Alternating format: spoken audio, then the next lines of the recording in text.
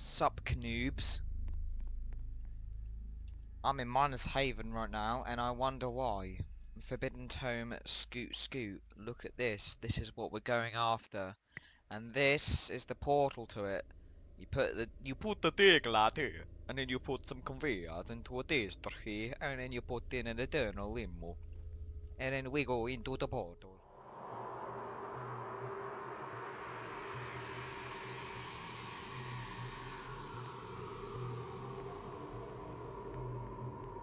Okay, right, well, I have no clue what I'm doing.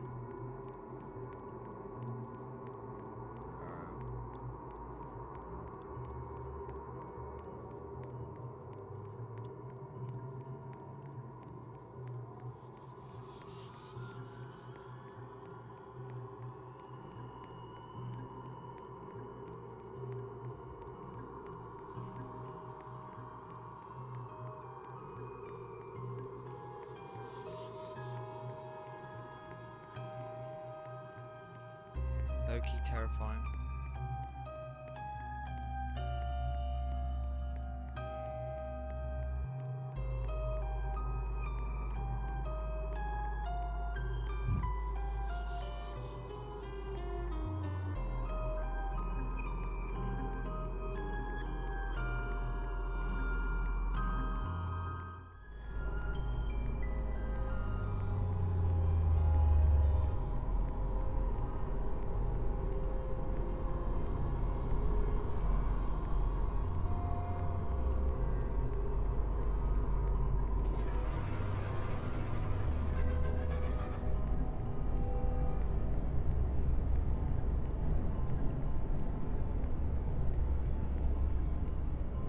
I am kind of terrified right now, so I have no clue what the hell this place is. The differences between this and the last one. So the last one had a timer.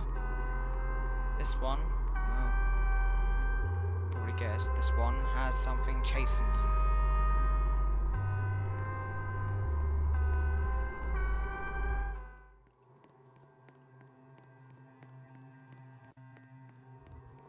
Okay, well.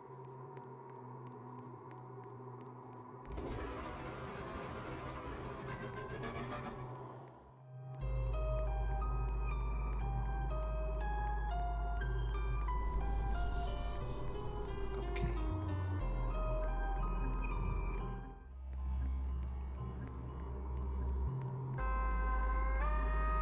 Oh god, no, that's it. It's been gone. Yep, there it is. This is the thing that chases you.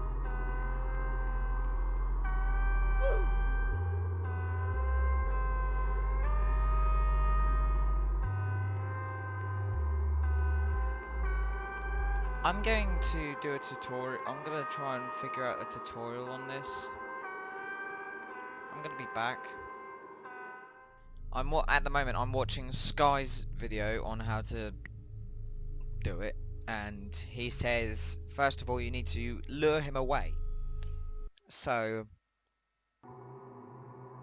I need to take note of where the key is because it will come up with a path.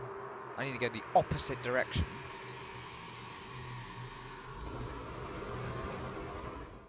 And just try and lure the Oblivion Lurker away. He'll come get me at some point, so... There he is. He is very creepy, I will say. And now, I just literally need to go straight to where the key is. I need to go left that way, because that's where the door's going to be. So.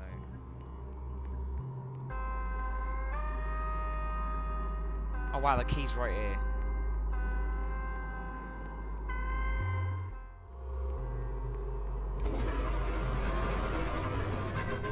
It's those noises that make it scary.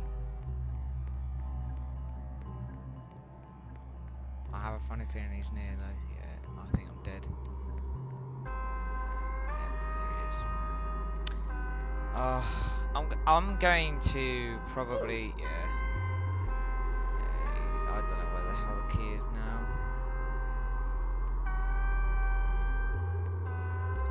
I'm gonna watch Sky's video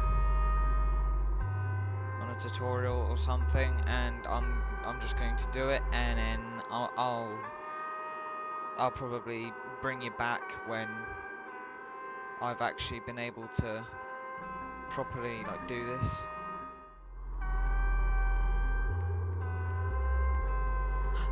This is it. Let's go.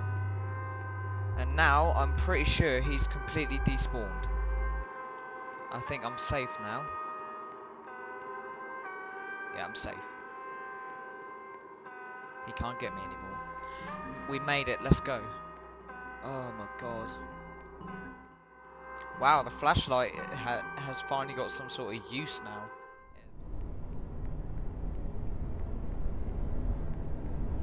Oh damn. Okay.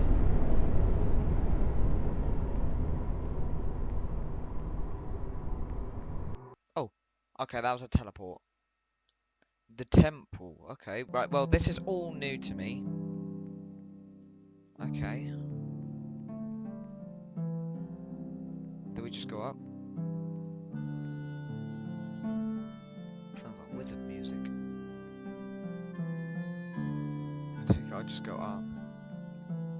Whoa, this is actually really cool looking. Not gonna lie. There's two entrances. I'll just go through the middle one. It's Daegel, isn't it? Oh, okay. Hi. Hi. Daegel. So we meet once again with the next one. It is I, Daegel. Your presence is quite honestly surprising. I was under the impression your first journey here was merely an accident. Merely an accident. This time, however, this is no excuse for accidents. It is obvious you know what you are getting into, although you do seem confused as to what exactly you are doing. Allow me to explain. There are no silly gimmicks such as time travel at play here. This is still the void.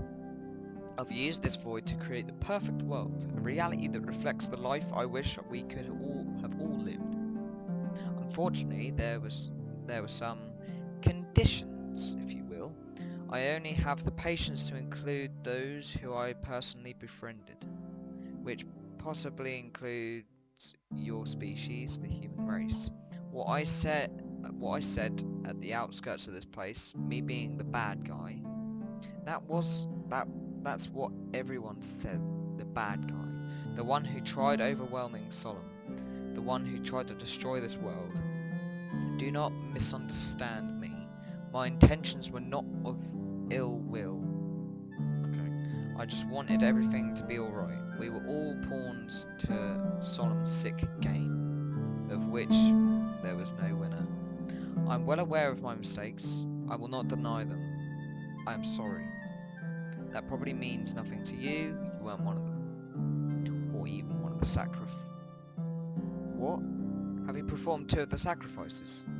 You were close to performing your 3rd. Impossible.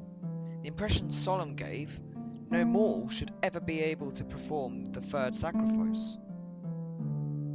I know the reason as to why. This can only mean one thing. There is a possibility that this is a coincidence, but I'm willing to believe that it is this time. Walk with me. I'll explain.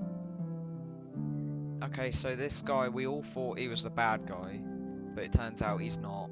Although he might be, but, you know.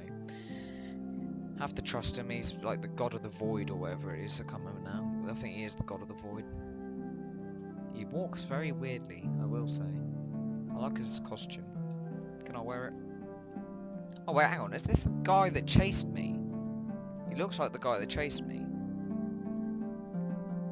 A bit. The guy that was chasing me, the living lurker, was just like a really tall version of him. Solomon, I am sure your opinion of him has changed. He is not okay, not because of his actions, he is not at fault. Let me tell you a story. Solomon used to be kind. He was a kind spirit, and he embraced everything with open arms. Are you familiar with the gilded gods of emotion? Daegel, Vulcan, and I shall explain. Daegel represents sorrow, A pity, honestly. He tried so hard, yet he could not deliver. A shame. Vulcan represents anger.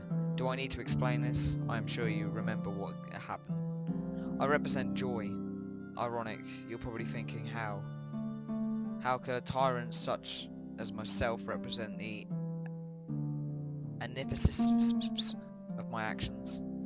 That question, oh Jesus Christ, that question is irrelevant. Let me continue with the story. Solemn accepted everyone, no matter their dispositions, gods and goddesses, mortals such as yourself, and even that yellow cat you've read of. Oh God, no, not Fargild. Because of this, Solemn paid no attention to the greatest threat of us all, his estranged brother, Chromos. Solemn was too kind. That is the fact at hand. I was a fool for not considering this, and so was his brother. When I grew mad, it was because of what Aelfron, the strange craftsman, had said to me.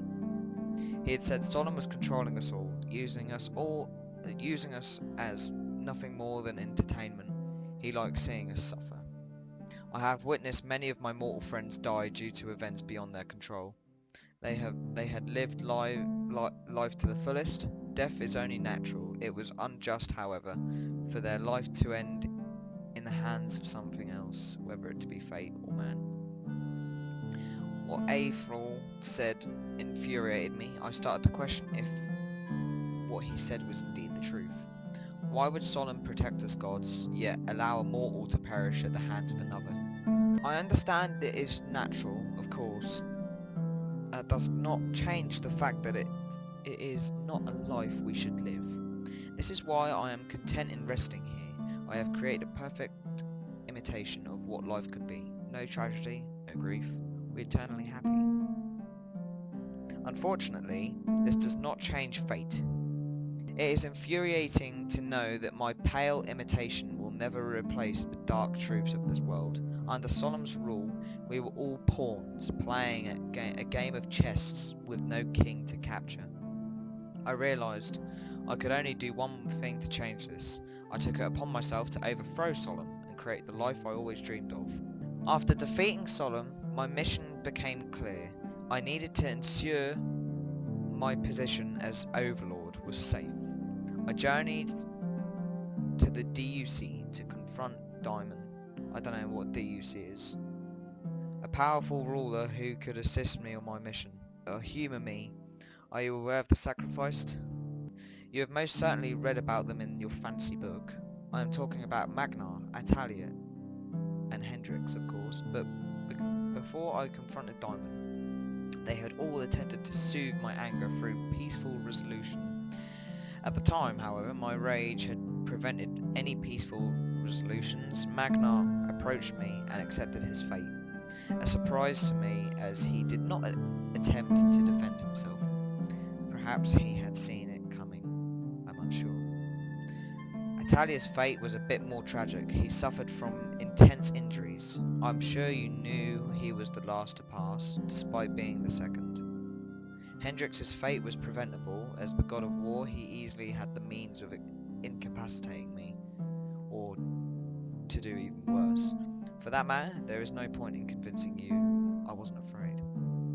Fate was on my side. Unfortunately, I ended up overwhelming him. Hendrix's moralities and emotions prevented him from doing what he should have done. He was full of sorrow.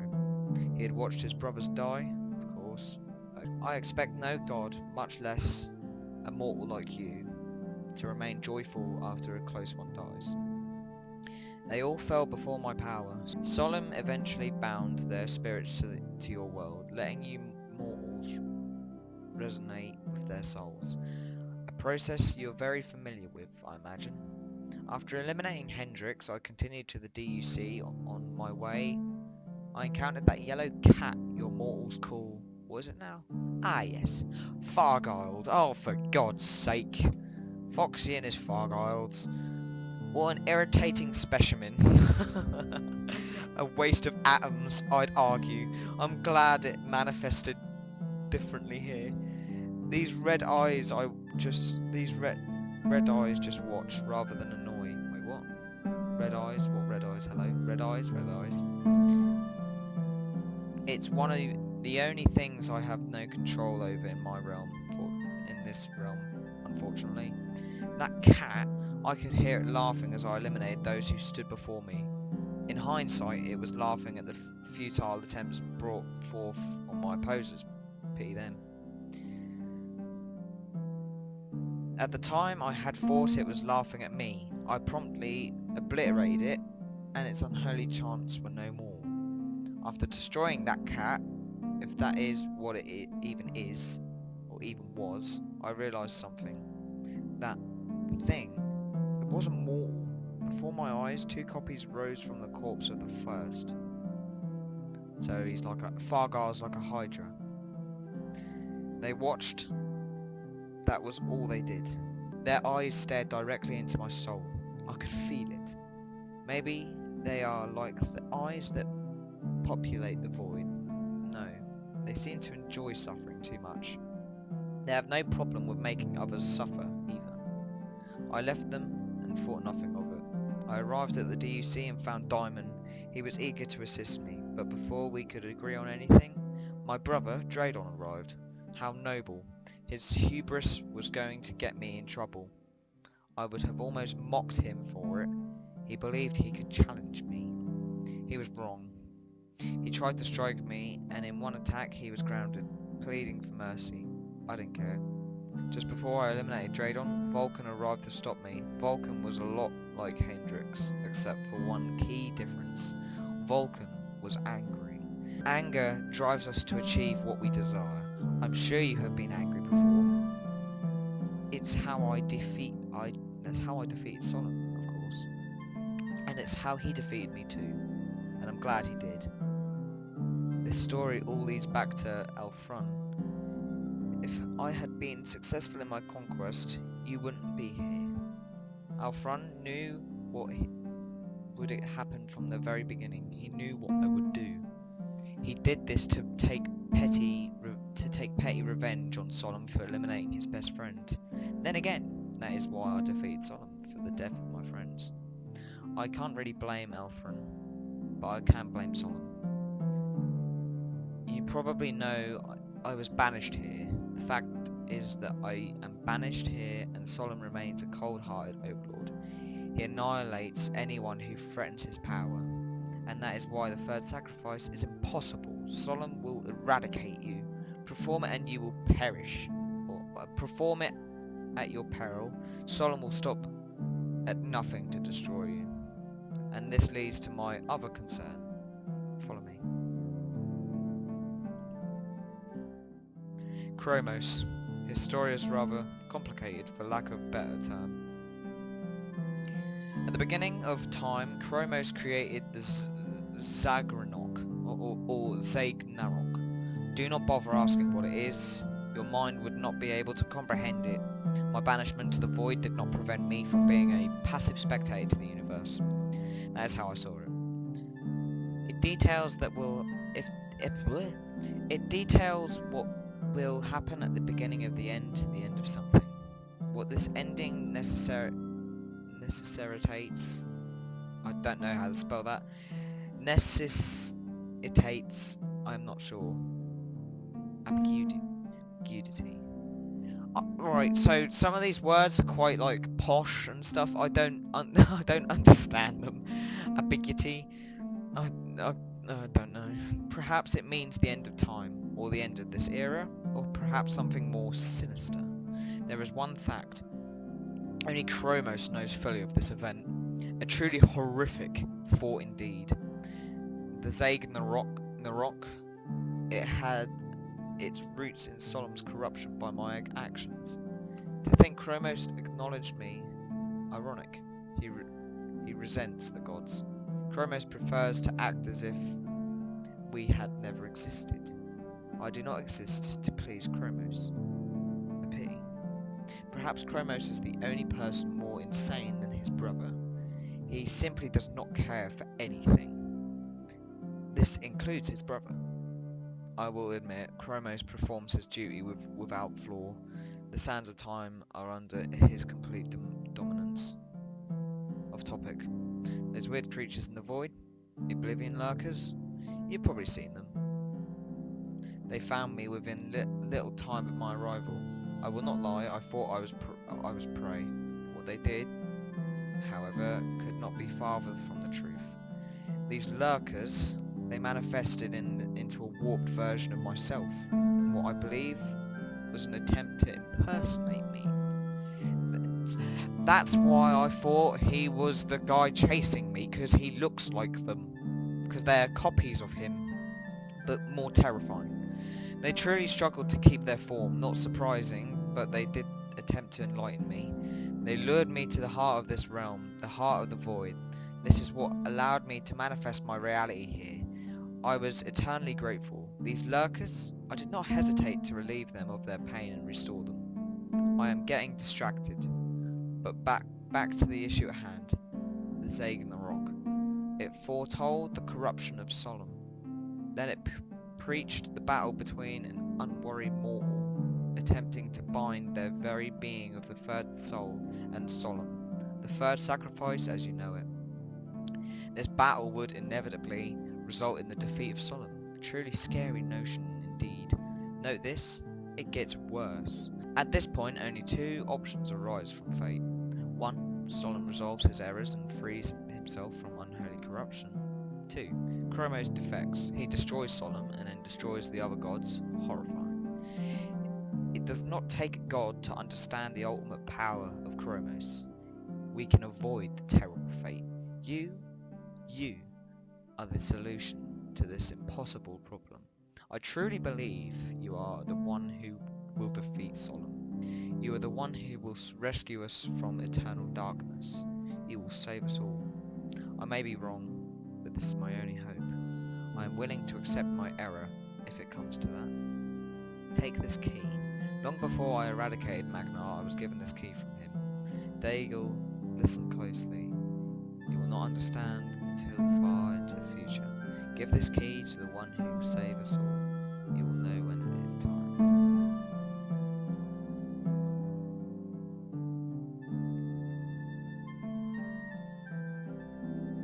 Magnar never told of the key's significance. However, I trust him completely. He is very intelligent. This key reminds me of Elfron. Perhaps he knows its purpose. It would make sense. Do you know what you are doing now? Stressful times are ahead, so heed my advice. Prepare harder than you ever have for this. Change is coming. Are you at the catalyst? I'm optimistic you can reverse Solom's corruption and bring light to this world. After all, what is that saying you humans use? Anything is possible if you put your mind to it? Sounds about right. Perhaps Draydon and Vulcan will come to their senses. Maybe we will all become happy again. Perhaps we could reunite. Enough conversation. I can tell you grow tired of it.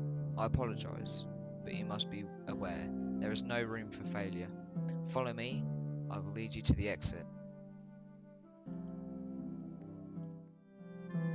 That's different.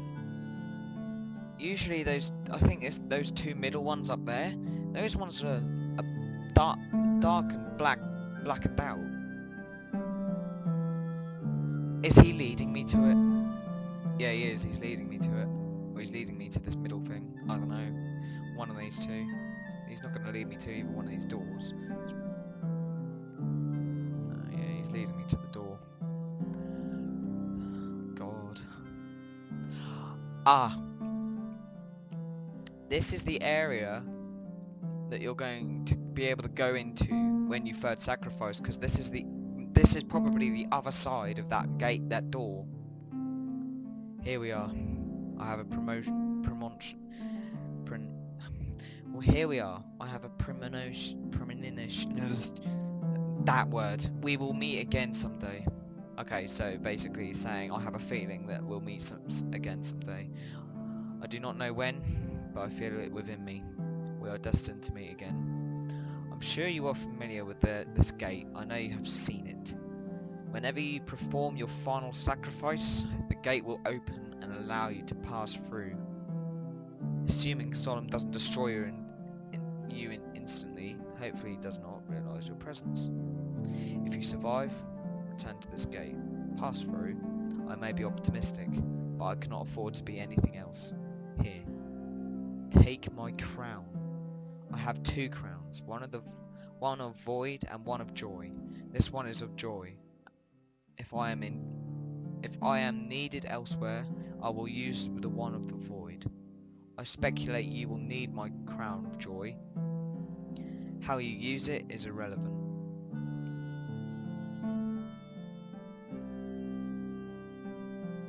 You have tied the fabric of your soul with 2 of the sacrifices. These crowns will assist you with the ultimate trial, the 3rd. You will need all of the help you can get to defeat Solomon. More, I defeated Solomon myself. Heed my advice. It was not easy. This crown will serve a major purpose in your battle. I'm not sure as to when you will perform the sacrifice. I'm not sure if you even want to. There is one thing I wish for you. There's one thing I wish for, and that is for me to have changed your mind. We're all counting on you. My name. Deep down, Solomon is as well. There is still purity beyond his corruption. I know that there is part of him, however small it may be, that realizes this. I anticipate your return, and good luck. Now go, your final sacrifice, the true testament of your willpower, it calls. The Forbidden Tome. It has absolutely no use at the moment, as you can't use it until 3rd sacrifice, but it's there. So, all I'm going to say right now is bring on the 3rd sacrifice, I guess. Hope you guys enjoyed the video. More videos will be coming soon. Stay tuned.